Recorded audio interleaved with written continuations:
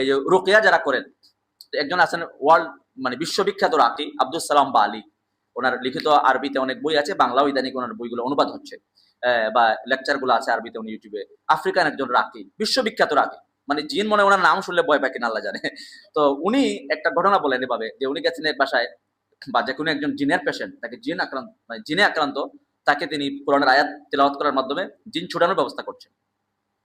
এখন ওই কোরআনের আয়াত পড়লে তো বিভিন্ন কিছু আয়াত আছে, এগুলো পড়লে জিন তাদের শরীরে আতঙ্ক শুরু হয়, তারা আস্তে আস্তে দুর্বল হয়ে চলে যায়। আচ্ছা, এখন উনি তাকে তেলাওয়াত করছেন, তো সে বলে আমি তার কাছ থেকে চলে যাব, ঠিক আছে, আমার একটা শর্ত আছে। যে কি শর্ত?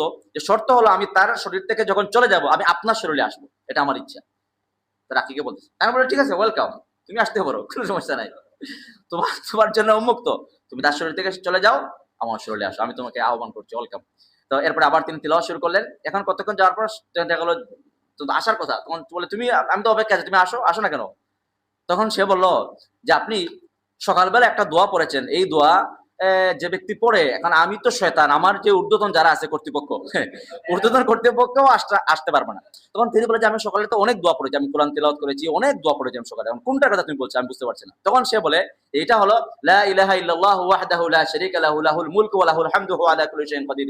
আল্লাহ নবী সাল্লাল্লাহু আলাইহি ওয়াসাল্লাম বলেন এইটা যদি সকালে কেউ 10 বার পড়ে নেয়, 5টা উপকারিতা, এর মধ্যে সবচেয়ে বড় উপকারিতা হলো কানাত লাহু হিরজাম মিনাশ শায়াতিন, সন্ধ্যা পর্যন্ত হিরজাম মিনাশ শায়াতিন মানে শয়তান থেকে নিরাপত্তার একটা বাউন্ডারি, শয়তান থেকে নিরাপত্তার একটা কি বলে, শয়তান থেকে নিরাপত্তার রক্ষা কবচ হিসেবে আল্লাহ তাআলা এই দোয়াকে নির্ধারণ করে দিবেন।